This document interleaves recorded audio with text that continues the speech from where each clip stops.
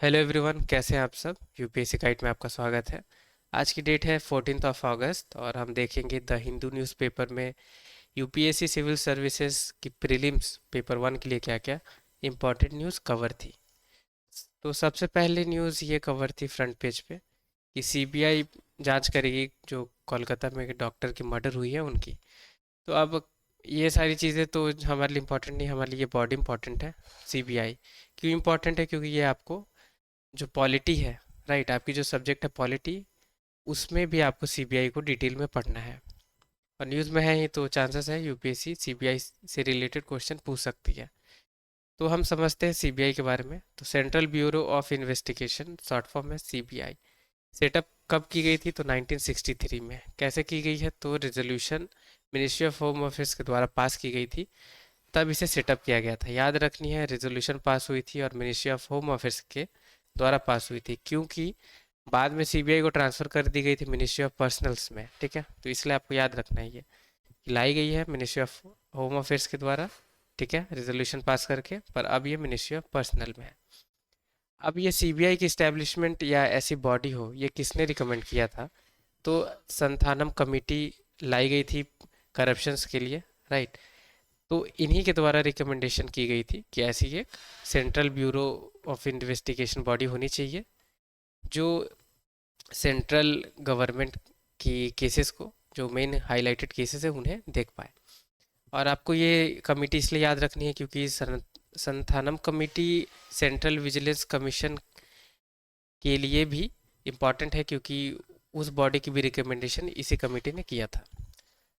अब पावर कहाँ से मिलती है सीबीआई को? तो Delhi special police establishment act 1946 से पावर मिलती है।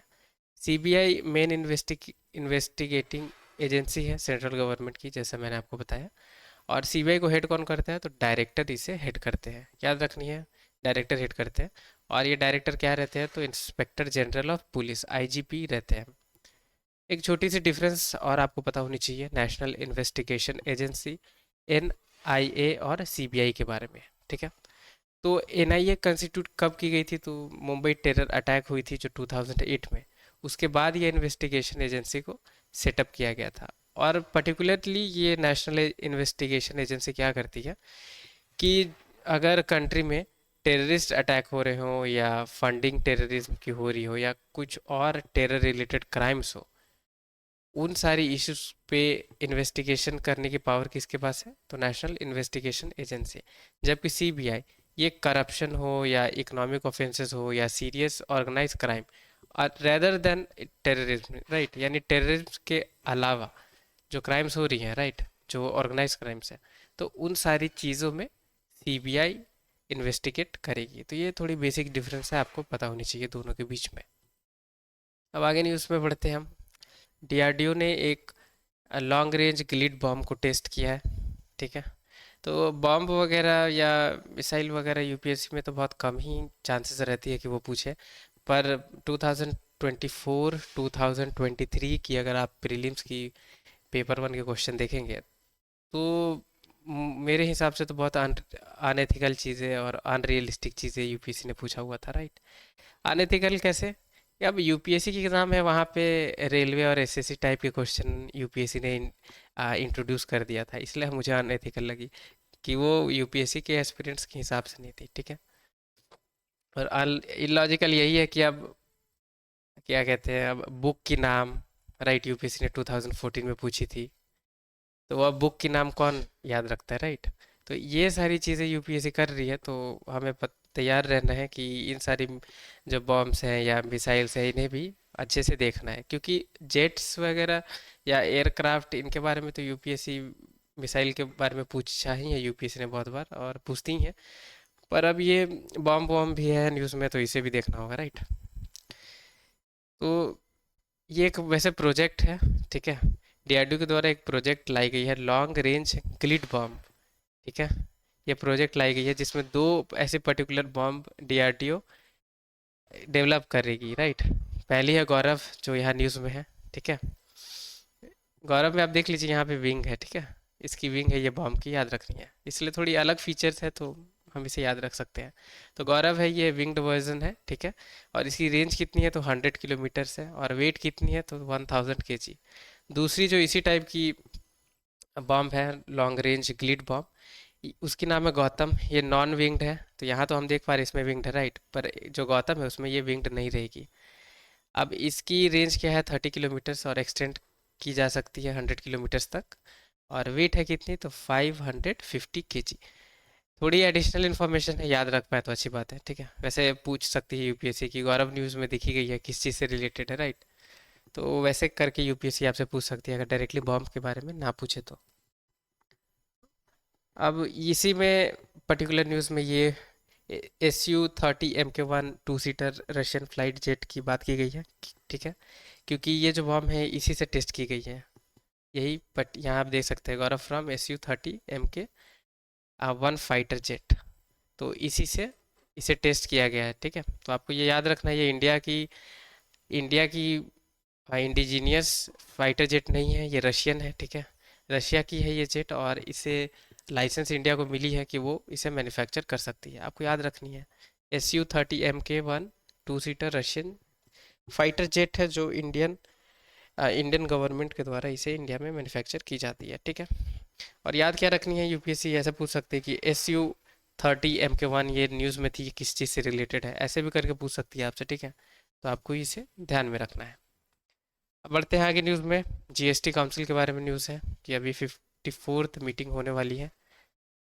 अब मीटिंग वगैरह में क्या हो रही है वैसे वो सारी ज़रूरी नहीं है हमारे लिए काउंसिल ज़रूरी है, ठीक है। अब जीएसटी काउंसिल क्या है तो कॉन्स्टिट्यूशनल बॉडी है under article 279A Indian constitution के अंदर।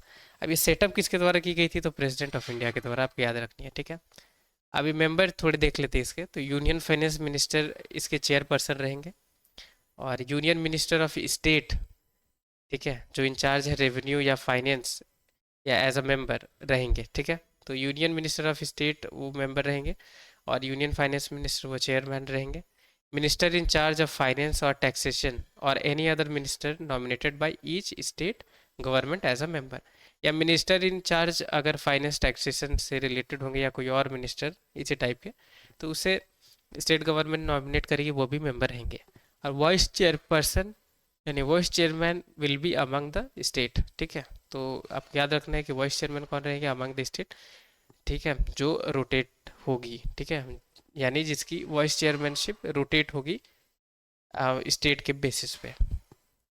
और कुछ डिटेल्स हम देखते हैं। कोरम क्या होनी चाहिए जीएसटी काउंसिल की मीटिंग की तो एटलीस्ट 50% होनी चाहिए, यानी टोटल मेंबर है उसके 50% एटलीस्ट प्रेजेंट होने चाहिए, तभी जाकर जीएसटी काउंसिल की मीटिंग होगी। और अगर कोरम नहीं मेंटेन्ड है तो मीटिंग जीएसटी काउंसिल की नहीं होगी, आपको याद रखना है 50% है, ठीक है।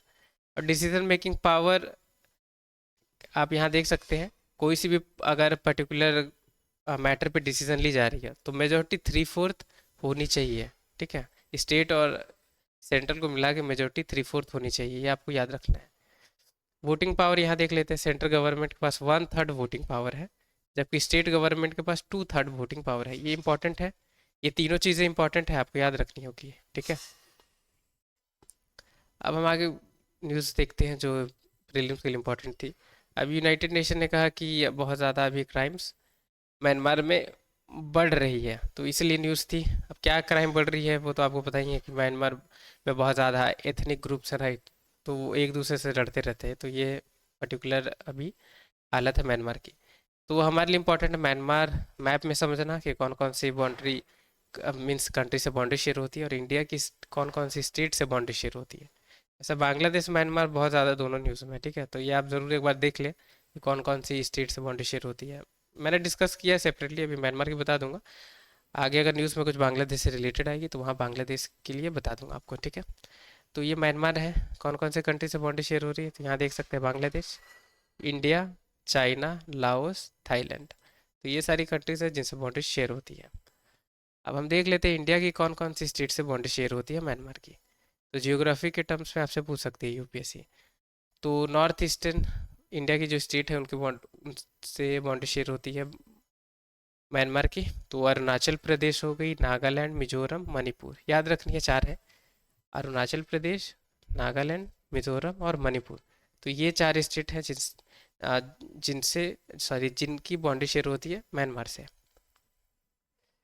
अब ये एक न्यूज़ अवेलेबल है, वेनेजुएला में आपको तो पता ही होगी कि बहुत ज़्यादा वहाँ पे प्रोटेस्ट चल रही थी, एंटी गवर्नमेंट प्रोटेस्ट चल रही थी, राइट। तो वेनेजुएला क्योंकि न्यूज़ में था इसलिए मैंने ये कवर किया है। अब यहाँ क्या चल रही है वो सारी इंटरनल पॉलिटिक्स हमारे एग्ज़ाम के लिए इम्पोर्टेंट नहीं है। हम देख लेते हैं थोड़ी सी मैप, कहाँ पे वेनेजुएला आखिर है, ताकि आपको मैप की भी नॉलेज हो। तो ये है साउथ अमेरिका, ठीक है। यहाँ ऊपर में आप देख सकते हैं, ये है वेनेजुएला। कौन कौन सी कंट्री से बाउंड्री शेयर हो रही थी? गुयाना, ब्राज़ील, कोलंबिया, ठीक है। अब वेनेजुएला हमारे लिए क्यों इंपॉर्टेंट है? क्योंकि ये तो एक तो ऑयल रिच कंट्री है, ठीक है। ओपेक कंट्री की मेंबर भी आपको याद रखनी है, ठीक है। या भी शायद उसने इसकी मेंबरशिप को अबेंडन कर दिया है। अब ओपेक न्यूज़ में आएगी तब उसे देखेंगे, अभी तो न्यूज़ में नहीं है तो उसे एडिशनली पढ़ने की ज़रूरत नहीं है। हम देख लेते हैं वेनेजुएला की अब एटलस मैप। इंपॉर्टेंट कुछ कुछ चीज़ें मैं आपको ये मैप में बता दे रहा हूँ। जैसे ये लेक मराकाइबो इंपॉर्टेंट है, आपको याद रखनी है, ठीक है। और इसके अलावा और कोई इंपॉर्टेंट नहीं है। ये एंडीज माउंटेन इंपॉर्टेंट है, ठीक है। इसकी कैपिटल कारकस है। वैसे कैपिटल वैपिटल यूपीएससी नहीं पूछती है, ठीक है। कुछ लेक्स कुछ इंपॉर्टेंट रहती है तो वैसे ऑप्शन में आपको दे सकती है, इसलिए लेक मराकाइबो इंपॉर्टेंट है, वेनेजुएला में आपको याद रखनी है। फिर क्या इंपॉर्टेंट है? ये एंडीज माउंटेन रेंज, इसे हमें समझना होगा। आप देख सकते हैं कितने बड़ी इसकी रेंज है ये माउंटेन की। तो एंडीज माउंटेन के बारे में ही हमें समझना होगा। तो लॉन्गेस्ट कॉन्टिनेंटल माउंटेन रेंज है पूरी वर्ल्ड की, ठीक है, इन द वर्ल्ड, याद रखनी है। Andes mountain south south to north extended है, यहाँ हम देख सकते हैं, यहाँ हम देख सकते हैं, राइट। नॉर्थ से साउथ तक एक्सटेंडेड है। और ये साउथ अमेरिकन कंट्रीज से पास होती है। आपको इम्पोर्टेंट ये आपके लिए है कि आपको पता होनी चाहिए कौन कौन सी कंट्रीज है। तो अर्जेंटीना है, चिली है, बोल्विया, पेरू, इक्वाडोर, कोलंबिया और वेनेजुएला, ठीक है। तो ये 7 कंट्रीज है, 7C करके आप इसे याद रख सकते हैं। और अकॉन का गुआ माउंटेन जो है, ये हाईएस्ट पॉइंट है एंडीज माउंटेन की, जो अर्जेंटीना में लोकेटेड है। याद रखनी है, हाईएस्ट पॉइंट अकॉन कागुआ माउंटेन, जो लोकेटेड है अर्जेंटीना में, ठीक है। अब अर्जेंटीना है, ये वाली आप देख रहे हैं, ये पर्टिकुलर एरिया यही है अर्जेंटीना, ठीक है। तो thank you so much video को वॉच करने के लिए। वीडियो आपको पसंद आई होगी या आपके लिए यूज़फुल है तो लाइक ज़रूर करें। और चैनल पे नए हैं या अभी तक सब्सक्राइब नहीं किया है तो प्लीज़ चैनल सब्सक्राइब करें। तब तक के लिए take care, have a great day ahead.